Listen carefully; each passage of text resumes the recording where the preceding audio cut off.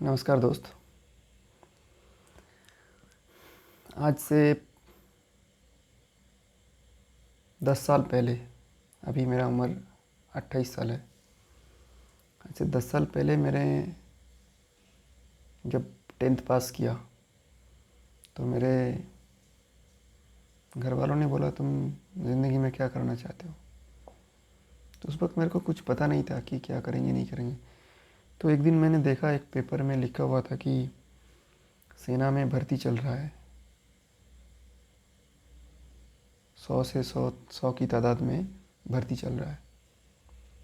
तो उसको देख के मेरे को लगा कि मैं शायद इसमें ज्वाइन कर सकता हूँ।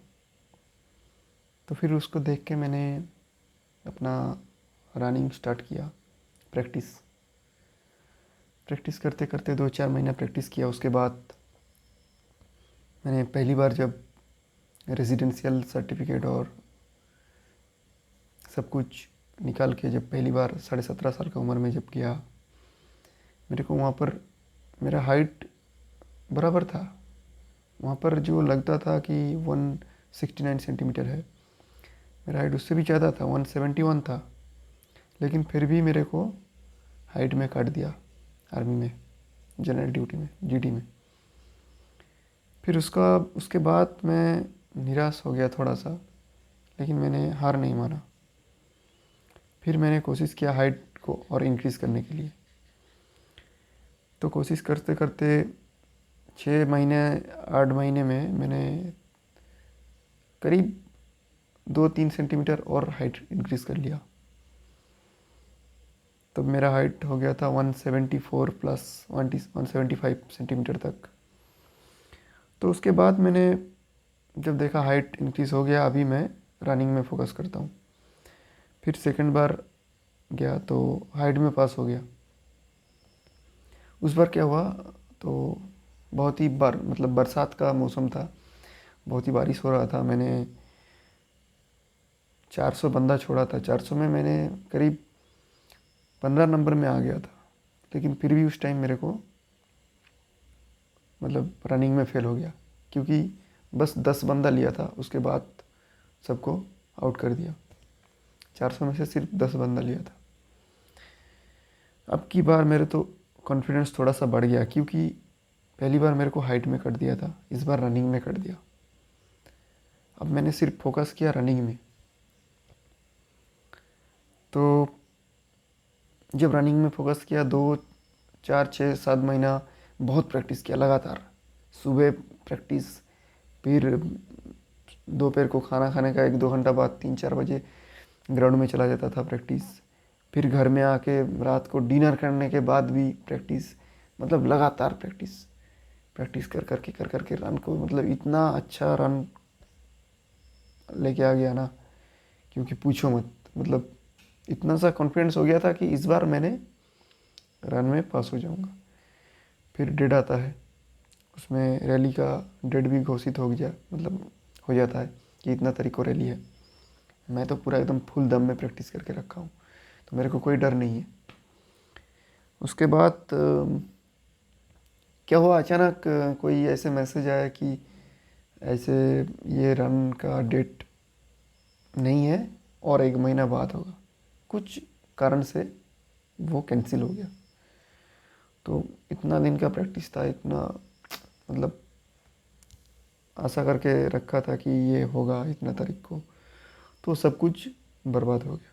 फिर 1 महीना बाद फिर प्रैक्टिस, फिर प्रैक्टिस। फिर जब ग्राउंड में गया तो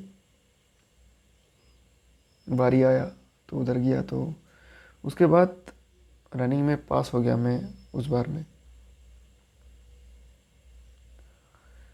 जब रनिंग में पास हो गया तो उसके बाद बहुत सारा टेस्ट होता है। चेस्ट दिखता है, चेस्ट में भी पास हो गया। उसके बाद होता है एक बैलेंस टेस्ट होता है, उसमें भी पास कर गया। फिर सब कुछ होने के बाद अभी मेडिकल का बारी आता है। मेडिकल में भी फिट हो गया। एक चीज़ है जो कि ये शोल्डर है ना, शोल्डर में कुछ उन लोगों को लगा था कि प्रॉब्लम है शायद, लेकिन उन्होंने फिर रिकमेंड किया कॉमन हॉस्पिटल में जाने के लिए। फिर मैं उधर गया। उधर जाने के बाद मेरे को बता दिया कि तुम्हारा शरीर बिल्कुल फिट है, कोई प्रॉब्लम नहीं है, तुम एग्ज़ाम के लिए रेडी है। तब उन्होंने फिट सर्टिफिकेट दे दिया और बोला कि इतना तारीख को एग्ज़ाम है, आ जाओ। जब उसके करीब 2 महीना बाद एग्ज़ाम था, मैंने पूरी तरह से एग्ज़ाम का तैयारी किया और एग्ज़ाम दिया। और उसके बाद एग्ज़ाम में मैं एग्ज़ाम भी दिया। शायद 50 MCQ क्वेश्चन था, उनमें से 46 मैंने क्वेश्चन को सही कर दिया था। और जो एक क्वेश्चन था मैंने उसको रॉन्ग कर दिया था। मतलब मैंने मान लिया कि पास हो गया, क्योंकि 45 भी अगर सही किया, एक गलती किया तो भी आराम से पास हो जाऊंगा। मेरा मन में ये कॉन्फिडेंस था। एक मिनट।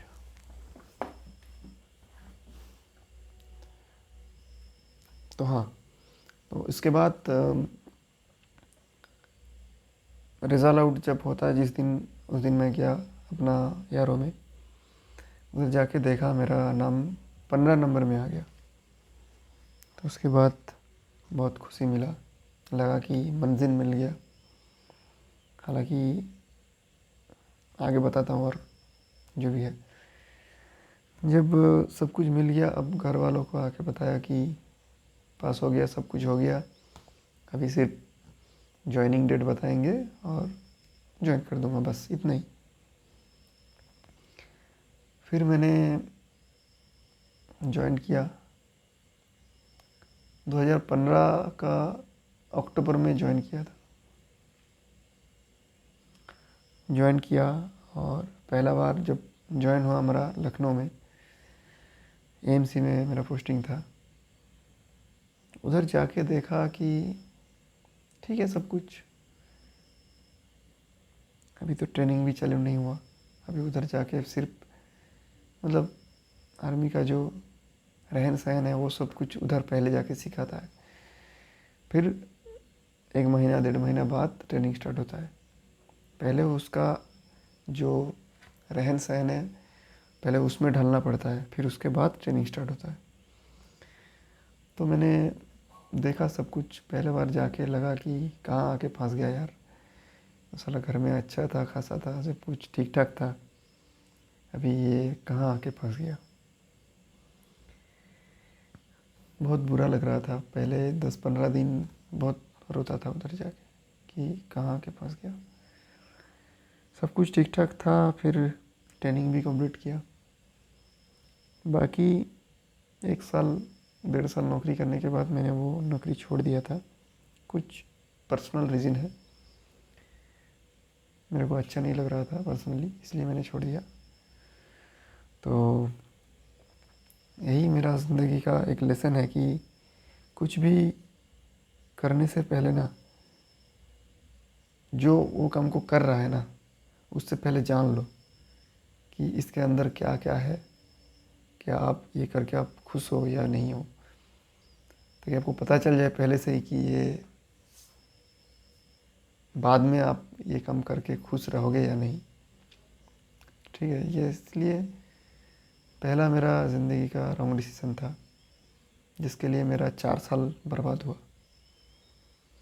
तो मैं नहीं चाहता हूँ कि आपका ज़िंदगी का भी एक ऐसे 4 साल बर्बाद ना हो, इसीलिए मैंने ये आपको बता रहा हूँ। उसके बाद मैंने घर आके जब देखा, घर वालों ने कोई सपोर्ट नहीं किया, क्योंकि नौकरी छोड़ने के बाद इंडियन पेरेंट्स ऐसे ही होते हैं कि वो एक गुस्से से होता है, कि गुस्से जैसा होता है कि नौकरी छोड़ दिया यार, तो क्या बर्बाद कर दिया आपने। तो मैंने मेरे पास उस टाइम में सिर्फ 8,000 रुपया था,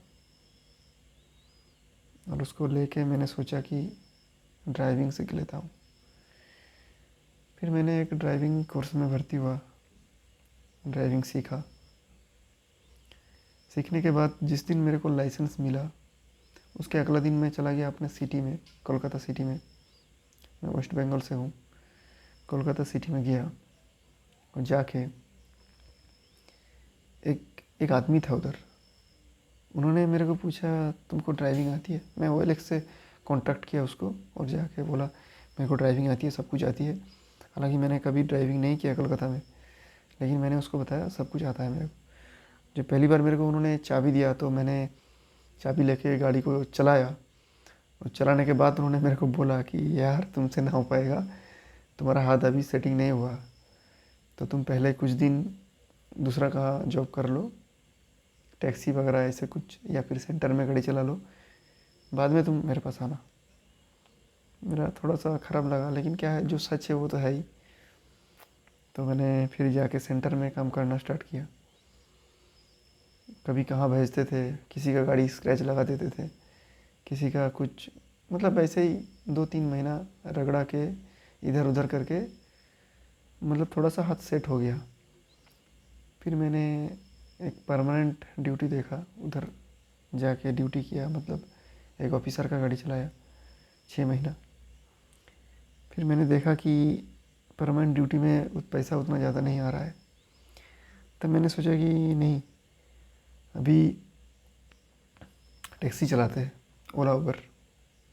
उस टाइम तक था कि कमर्शियल लाइसेंस नहीं होने से अब टैक्सी नहीं चला सकते थे, लेकिन जब मैंने देखा कि कमर्शियल लाइसेंस अभी नहीं चाहिए, प्राइवेट लाइसेंस वाला भी टैक्सी चला सकते हैं, तब मैंने उधर टैक्सी चलाना स्टार्ट किया। तो अच्छा खासा अर्निंग हो रहा था। 6 महीना 7 महीना बहुत मेहनत किया। मेहनत करने के बाद जब थोड़ा बहुत पैसा इकट्ठा किया उसमें से, थोड़ा बहुत पैसा इकट्ठा करके अपना गांव में आ गया। इतना मेहनत अच्छा नहीं लग रहा था, क्योंकि दिन रात गाड़ी चला चला के मेरा शरीर का हालत भी बहुत ख़राब हो गया था। एसिडिटी, गैस, ये सब बहुत ज़्यादा ख़राब कंडीशन हो गया था। तो मैंने घर आके सोचा कि इधर पहले थोड़ा मार्केट कर लेते हैं अपना, फिर अपना खुद का गाड़ी खरीदेंगे। तो कुछ दिन 2-3 महीना दूसरे का गाड़ी चलाया। चलाने के बाद मेरे पास कुछ 50,000 रुपया था, और दोस्त के पास से इधर उधर करके और 1 लाख रुपया मैंने उधर से लिया, उधर पे लिया लेके, और पिताजी से 1 लाख रुपया लिया लेके खुद का एक गाड़ी खरीदा। तो गाड़ी खरीदने के बाद मैंने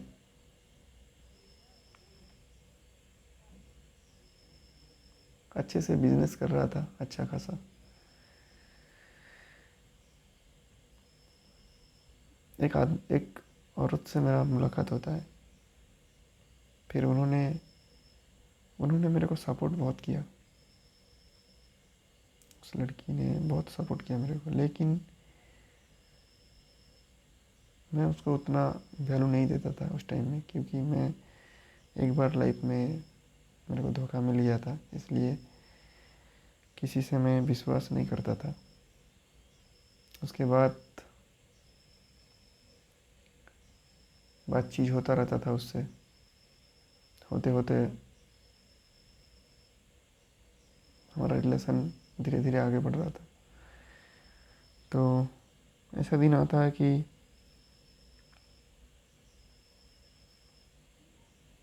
कुछ ऐसा हालत आता है जहाँ पर मैंने उनसे ब्रेकअप करना पड़ा, ब्रेकअप ही हो गया।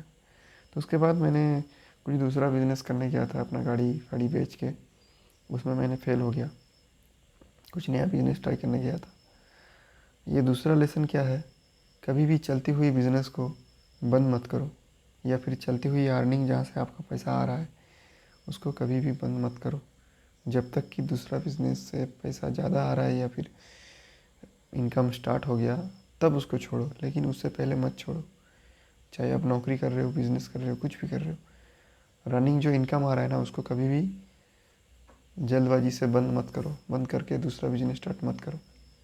इसमें बहुत सारा नुकसान है। एक तो आपका इनकम बंद हो जाएगा, दूसरा आप बहुत डिप्रेशन में आ जाओगे, जो कि जिस सिचुएशन से मैं अभी गुज़र रहा हूँ। इनकम पूरा बंद हो गया, अभी बिल्कुल इनकम नहीं है, बस दूसरे का गाड़ी चला रहा हूँ, ऐसे करके मेरा ज़िंदगी चल रहा है। तो यही कहना था कि कभी भी चलती हुई जो अर्निंग हो रहा है उसको बंद मत करो, चाहे वो बिज़नेस से आ रहा है या फिर जॉब कर रहे हो, कुछ भी कर रहे हो, उसको तब तक बंद मत करो जब तक कि आपका दूसरा कोई इनकम का रास्ता स्टार्ट ना हो जाए। ये दूसरा लेसन है। तीसरा लेसन एक बता रहा हूँ, वो है कभी भी अपने ज़िंदगी का पार्टनर को चूज़ करने के टाइम उसके अंदर ये 3 गुण देखो। सबसे पहला गुण, अब जब उसको कुछ पूछते हो वो फटाक से बता देते हैं या फिर छुपाते हैं आपसे। अगर छुपाते हैं तो इस टाइप का बीएफ या फिर जीएफ से दूर हो जाओ। दूसरा, जो पहले आपको बहुत वैल्यू दे रहा है लेकिन 2-4 महीना 6 महीना बाद उसका उतना इंटरेस्ट नहीं हो रहा है, पता चल गया है, आपका सच पता चल गया है, उसके बाद इंटरेस्ट नहीं आ रहा है, ठीक है, उस टाइप का लड़की को भी या फिर उस टाइप का जो भी है आपका रिलेशनशिप ख़त्म कर दो। आपसे जिसका इंटरेस्ट नहीं है उसको छोड़ दो। इस दुनिया में कुछ भी परमानेंट नाम का कुछ नहीं है, चाहे आपका रिलेशनशिप है या फिर बिजनेस है, कुछ भी परमानेंट नहीं है। कुछ टाइम के लिए, कुछ दिन के लिए कोई चीज़ परमानेंट हो सकता है, लेकिन ज़िंदगी भर के लिए कोई भी चीज़ परमानेंट नहीं है।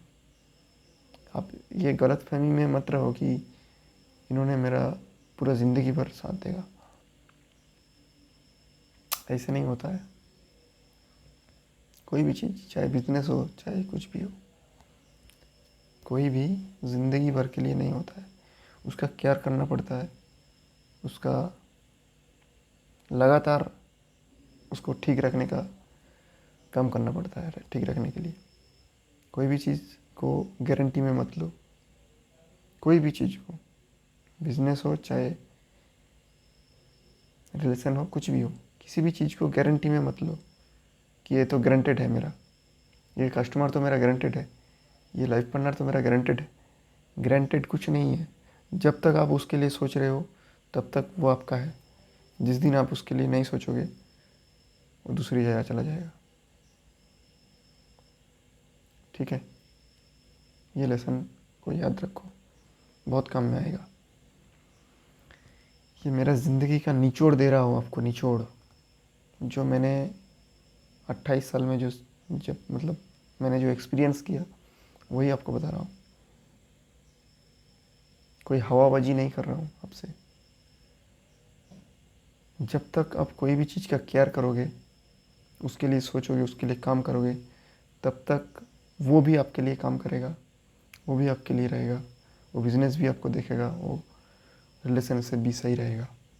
जिस दिन आप उस चीज़ का केयर नहीं करोगे, उसको उतना वैल्यू नहीं दोगे, उतना इम्पोर्टेंट नहीं दोगे आप, उसी दिन वो चीज़ भी आपसे दफ़ा हो जाएगा। इसको याद रखना। और गलत लोगों से संपर्क मत रखो, गलत लोगों से रिलेशनशिप मत रखो। चाहे अकेले रहो लेकिन गलत लोगों से रिलेशनशिप में मत जाओ, वो आपका ज़िंदगी को बर्बाद कर सकता है। ठीक है, बस इतना ही कुछ बातें था मेरा ज़िंदगी का जो मैंने आपको साथ मतलब आप लोगों के साथ शेयर किया। अच्छा लगे तो वीडियो को लाइक कर देना और चैनल पर नए हो तो चैनल को सब्सक्राइब कर दीजिए। ऐसे ही मैं अपना ज़िंदगी का एक्सपीरियंस आप लोगों के साथ शेयर करता रहूँगा, हर दिन एक वीडियो बनाते रहूँगा। तो चलिए दोस्त, आते हैं आज के लिए, फिर आएंगे कल। तब तक के लिए नमस्कार, जय हिंद, जय भारत।